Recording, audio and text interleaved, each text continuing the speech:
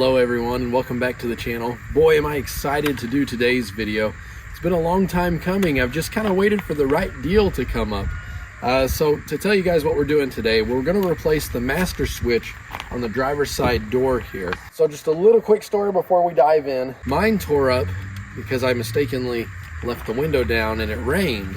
Rain seeped down into the switch, and over time it's just gotten to where my passenger side window will not go up and down. It wasn't a big deal. I can reach over there and operate the window.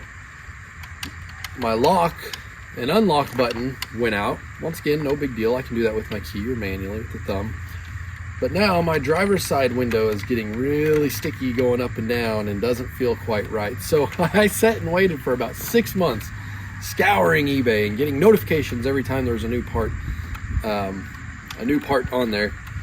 And I found this salvage part right here for $45 shipped to the house. That's a really good deal on this, by the way. If you want one brand new, about $120, and used, it seems like these go anywhere from, if you get on the cheap end, $60 to $80. So that's where you can find these on eBay. But if you want a brand new one, plan on spending at least $100. I found my switch, so I think we need to install it together.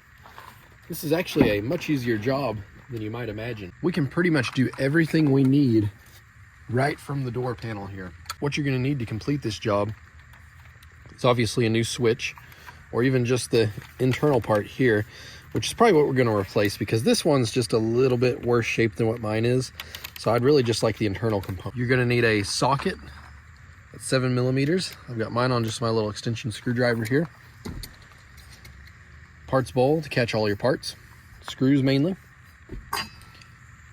And then I've just got a pry tool here that's made for prying on plastic bits and pieces and trim. This isn't absolutely necessary. You can use a screwdriver or even a plastic pry bar. Those will work just fine. This is just what I have and what I like to use. Let's get started. First thing I'd absolutely recommend is cleaning out your door panel itself, because as you take this off, you may forget about the stuff in there. It's going to fall out everywhere. Next thing we want to do is start removing some plastic pieces that are attached to the vehicle. Let's start with this piece right up here by the mirror. If you need to, you can get a plastic pry bar right behind here, or if your fingers are small enough, you can just kind of pull back in there and literally it just pulls off. See, there's a couple clips that hold it on there. Second item to be removed is this cover on the lock. It pries one way but not the other. I think it's okay, it's this way. So just pry up on it, pull it out. And there's one more plastic piece we need to take off. That's right here at the door. Mine's already kind of loose, but once again, you can just get a plastic pry tool back in here. It just kind of pops out, rotates about 180, and slides right off. And with those components off, that's going to expose all the screws that we need to take out to remove the door panel. If I'm not mistaken, you should have 2 screws. It looks like one of mine may be missing on this side. Should have one right here, and then you're also going to have one right down in here. Let me take that out so you guys can see what it looks like.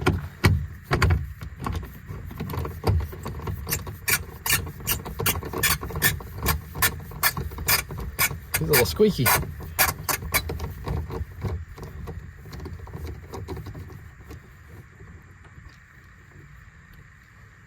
There's one.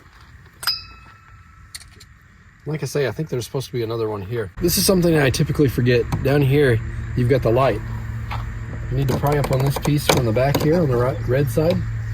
And I'm simply just going to unplug it, I believe, for the sake of this video. So I've got LED lights in there, and they're a little finicky to get in and out. Go ahead and tuck this wire back in so you don't pull it off. And now I think we're ready to take the door panel off. So all you're going to do is grab right here, pull up, and towards you. Take a couple doings here. There we go. You can see door panel slides off. What you're going to be up against, what you're going to find is that you've got the wiring harness leading to the master switch here. So what I need to do is I need to unplug some things over here. You're not going to have some of these like this one right here unless you have the Boost Auto tow mirrors. But you need to start unplugging all the wire harnesses in here. You can take this and rotate it up about 90 degrees. That way you can see what you're doing on the bottom here. But a lot of these just simply unplug. This one is a little divot in. You have to push in as you unclip. It's a little tricky one-handed, but it's manageable. And once you get them all unplugged, you should have a free door. So once you have the door removed, if I'm not mistaken, there's basically just a little clip here that'll be holding the back side of this in, and then a screw right here that holds the whole component in. So once you release that, it'll take the whole piece out.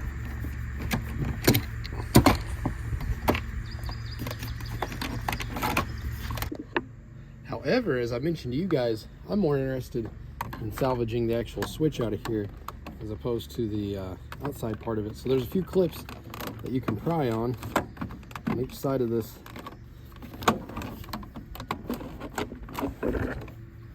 that'll allow you to get the switch out.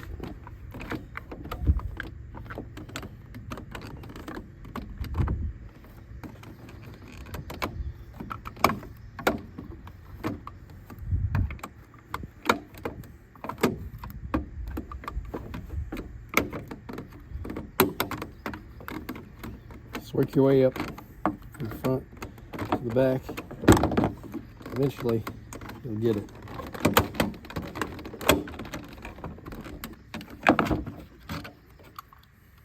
Just like that. So now you can see I have the actual switch out itself. So now I can take my other one and repeat the same process. But, you know, this is a used part. I think it would be wise to plug this in and test it before I just start taking apart the tamper seal. Lucky for us to test, all we need to do is plug it in and see how it works. So with all the necessities plugged in, I'm gonna cycle my key on. We're gonna see how this thing works.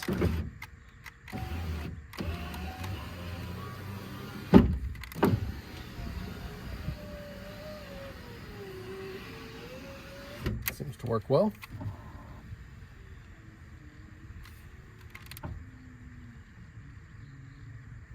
Passenger side works. I just have slow power windows. And okay, look at that. Test my mirrors for functionality. This is a perfect switch. So I know I can use this. Okay, let's go ahead and unplug it and let's install everything on the other one. Boy, the back of this door panel's nasty. It's like someone left it down and let it get rained on or something. Let's go ahead and see if we can pry this out of its housing.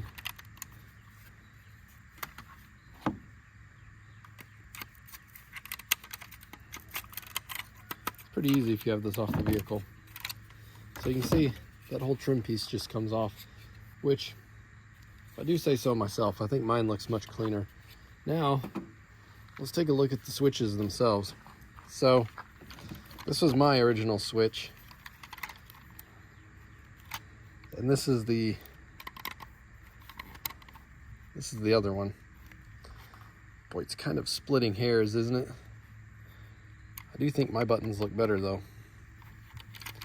Well, boy, I think I've just about completely changed my mind. I was going to break this switch down even further, which you can do. You just continue to pop these here on each side. Of course, you have to break the tamper resistant seal. You pop it open, and then there's a few more clips that hold the actual motherboard in there. And that's the part that's ruined for me, right in there. So I could have swapped this whole thing, but look at this. Which one's the old switch now? Can you tell? So what I did was I hit this old switch. You saw it just a minute ago, how crusty and dusty it was. I hit it with some of my AMSOIL Mudslinger. It's like a silicone-based spray to clean stuff up. And boy, if that didn't clean up good, it restored some of the luster in this. So we're just going to completely put this new part in there. What a win for that AMSOIL. That'll make things easier so we don't have to break it down further. So now I'm just going to take my switch here. I'm simply going to push it in and you're going to hear it clip in. Ready? See? Now it's sitting there nice like it should be. So now we can begin reinstalling the door panel. So now I'm just going to start replugging things. Remember, you can work this at about a 90-degree angle here, so you can see on the bottom to plug things in. And I'm going to be a little bit in the way, guys. I do apologize, but it will make it easier for me to install. Last time on my passenger side, I forgot to plug in my little tow mirror here, and sat there wondering forever what the heck I did wrong. I had to take the door panel apart to figure it out. So make sure you do get everything plugged back in like it's supposed to be, or you'll be doing this again. Okay, it might be a bit difficult for you guys to see, but from here, there's some clips on the bottom we need to line up into the proper holes. Kind of just gotta finesse this thing on there until it gets to, you want to make sure that all your seams look flush. You don't want any large gaps in them. Like if you were to see something dramatic like that, that'd mean you missed a clip somewhere. So you just want to make sure everything looks flush all the way around this. And if everything looks flush and lined up, then what you can do, once you have it lined up on there, is push down. I'd recommend pushing down up here and down here, not on this because these are known to break. Just make sure everything's lined up and get it sealed down. Okay, let's start putting things back together. Let us not forget our light in the corner here. Since the door's open, it should light up so we know how to have it the right direction, I think. There we go.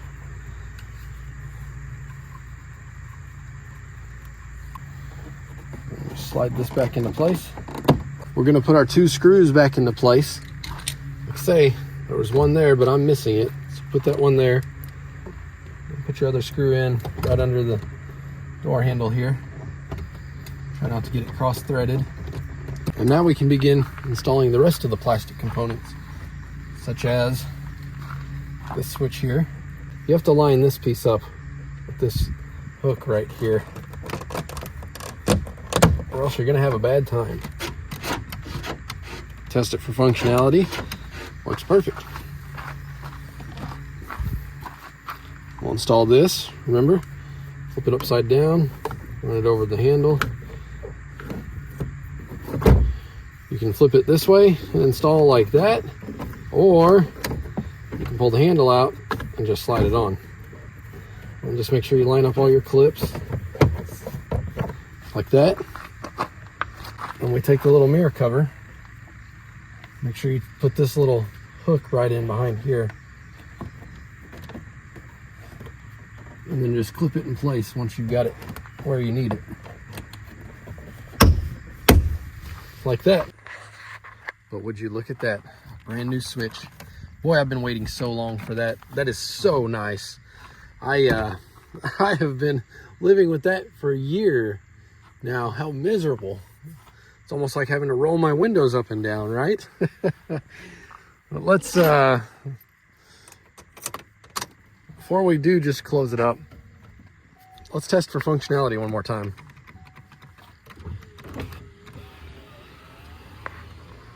Auto up and down. Auto down feature seems to work okay. Passengers going up. You're going to notice it's pretty slow. I need to replace the motor that's on that side. But that's perfect for another video. This window works perfect.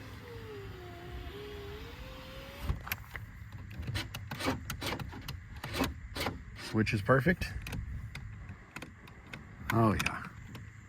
Everything works just as it should. Even the little light on that. Boy, that is just so much better. As you saw there, it's an easy job. You just take your time and really focus on what you're doing. Don't get too excited. Just focus. Go slow. Take a look at things. Rewatch parts of this video if you need to. Because whenever you get frustrated and in a hurry, that's whenever you're going to start breaking things. Wires, clips, buttons. It's easy to do, trust me. I know. But just take your time. Watch that a few times. You can do it. It's really easy. And this is going to work on a Silverado, Sierra, Yukon, Tahoe, all those generation, 99 through 06. It's pretty much the same thing. The model number, or sorry, the part number might be just a little bit different than what mine was here, but it's virtually all the same. How you unplug it and how you take it apart and put it back together. But man, boy, there's just a few other things I need to do to this truck to get it in good working order again. I need to replace that passenger mirror. My 5-speed on the fan's still not working. I need to figure that out at some point. And at some point, I'd really like to get some new taillights. These are just getting old, and you see how they're peeling. Just, they don't look good. But otherwise, the rest of the truck's looking like it's coming together. And everything works, and I like that. Well guys, if you enjoyed today's video, be sure to leave a thumbs up. Share this with friends that may be having the same similar issue right here. Show them how easy it is to change. And for somewhere between 50 and 100 bucks, they can do it themselves. Save a lot of money over taking it to the shop. All right guys, until the next video, take care.